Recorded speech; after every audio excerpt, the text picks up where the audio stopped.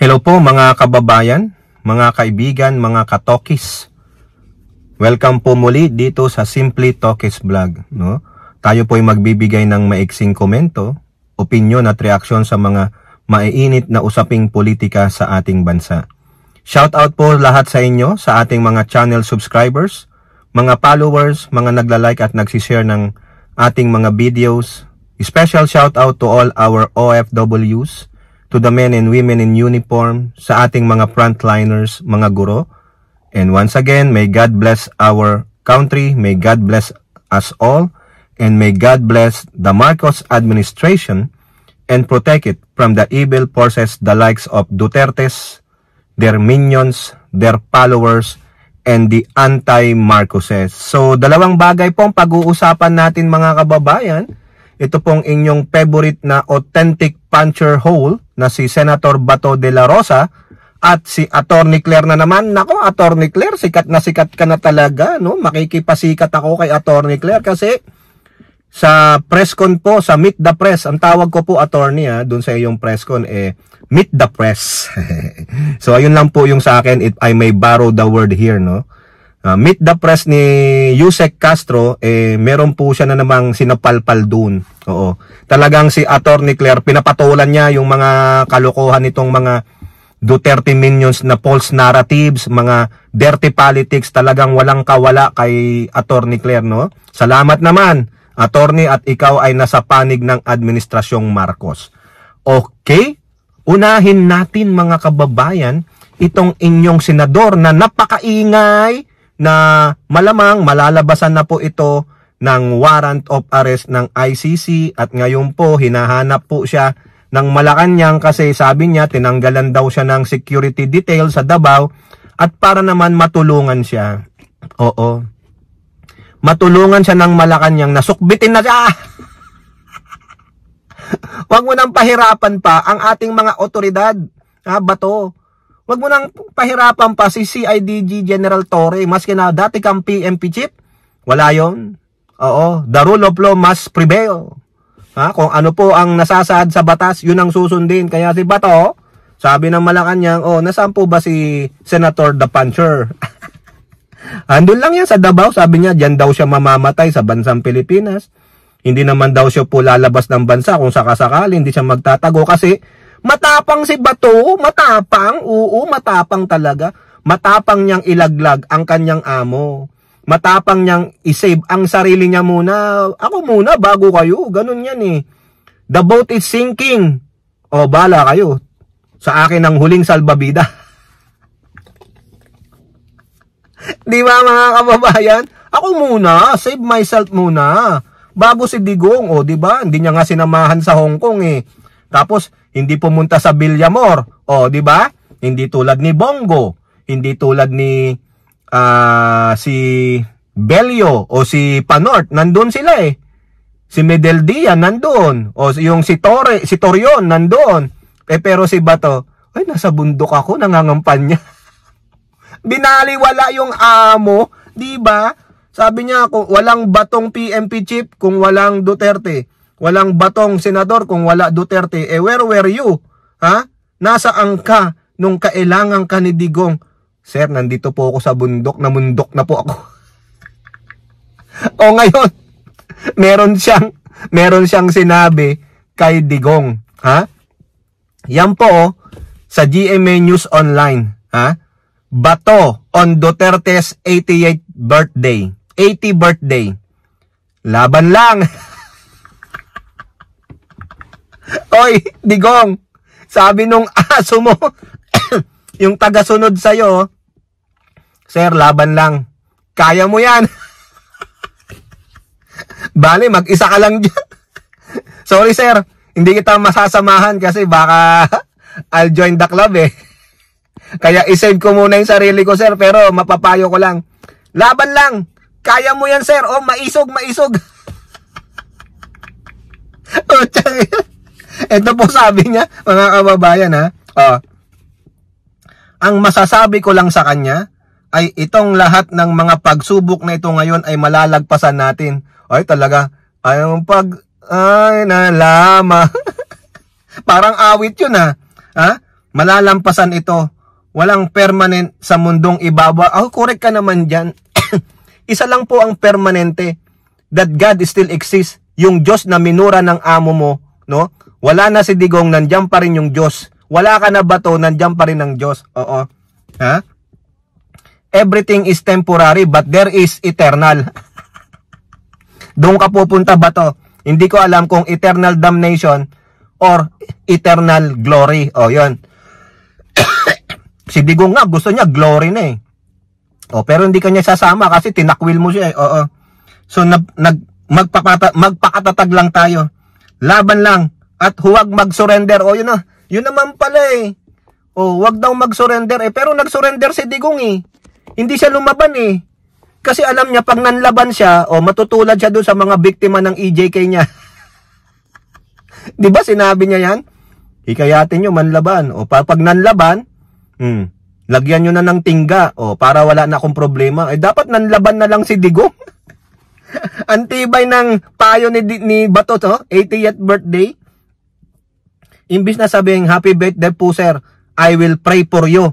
O na sabihin laban-laban, ano pa ilalaban niya? Nakakulong na nga eh. Huwag siyang sumuko sa laban. Laban lang because the majority of the Filipino people, even those who are outside of the Philippines, other parts of the universe,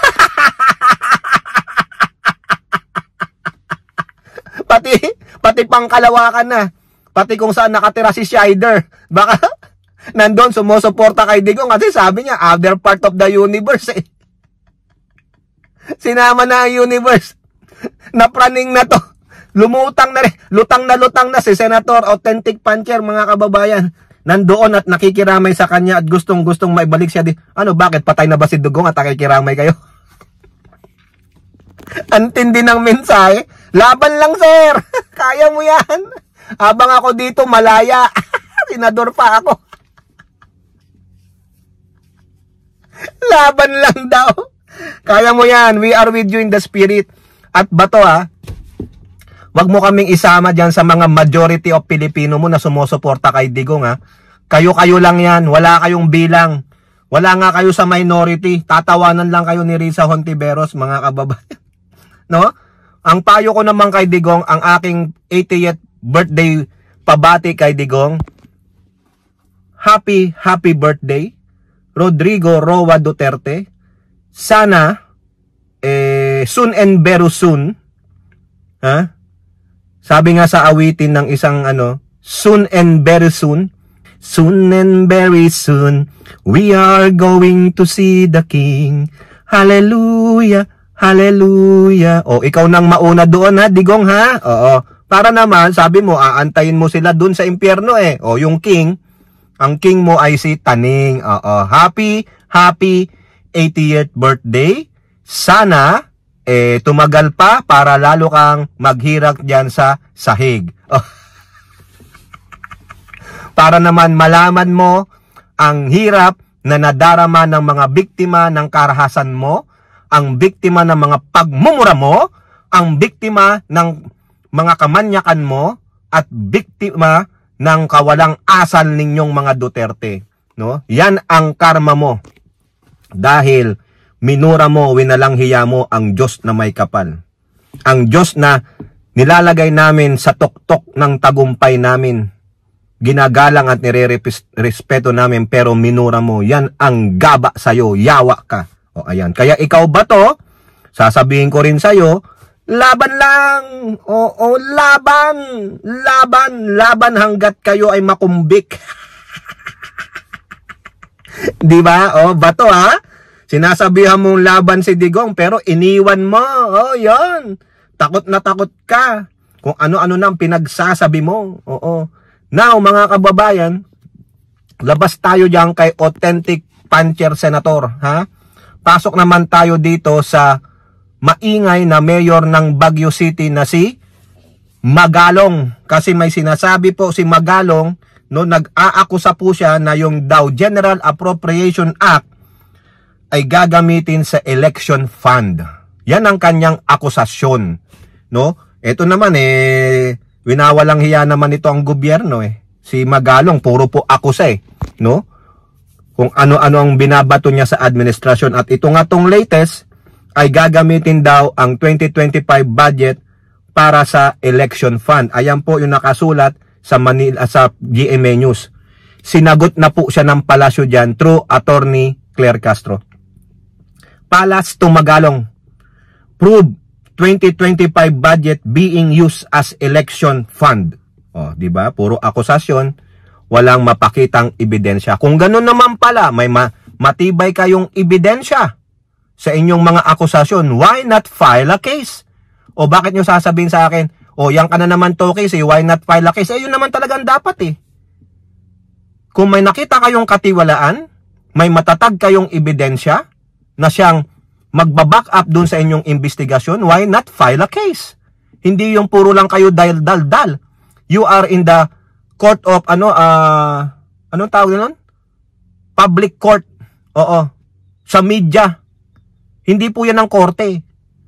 Paano magdidesisyon? Gusto nyo magdesisyon na lang ang mga madlang people na katigang kayo without presenting a proper evidence? Ebidensya po ang labanan dito. Hindi natutulad noon na walang mga social media na pwedeng magdibang sa sinasabi ninyo.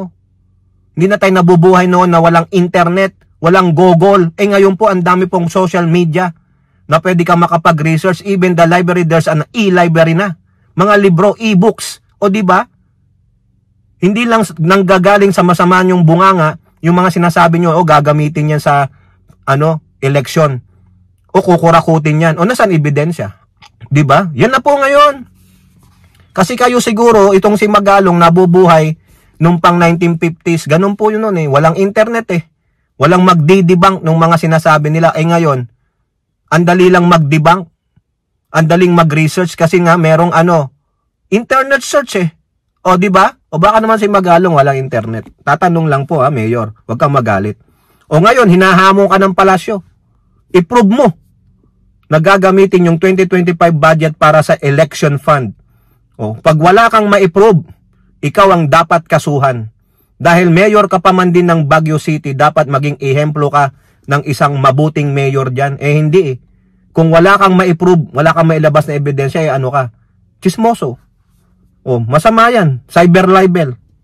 O, alam naman nilang kayang-kaya nilang bahularin pa ang palasyo kasi hindi kayang magdemanda ng palasyo. Pwede kang i-reprimand dyan ng DILG. Dapat ito, si DILG Secretary John Vic Rimulya, kastiguhin itong si Magalong.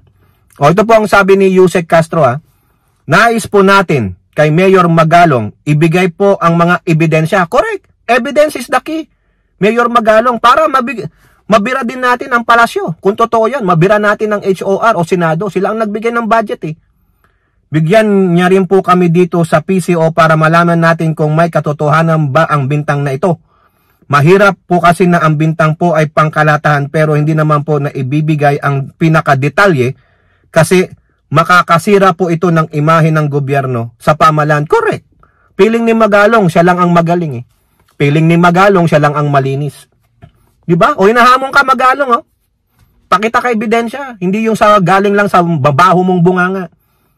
Makasisira rin po ito sa lahat ng mga politiko na ang karamihan naman po ay inosente. I agree. O ngayon, tapos kung magdidemanda si Magalong, ididemanda ako dahil sinabihan ko siyang mabaho ang bunganga niya. Patunayan natin. Mag-a-apologize ako sa iyo, Mayor Magalong, pero patunayan mo, ilabas mo muna ang ebidensya nung sinasabi mo na ang pondo ng gobyerno ay gagamitin sa election fund. Panunuhol? Pambibili ng boto? Ganun ba? So you're accusing the administration na nanakawin yung pondo at ipapanuhol sa mga botante? O maglabas ka daw ebidensya. Bago mo kami demanda, Mayor Magalong, ilabas mo muna yung ebidensya.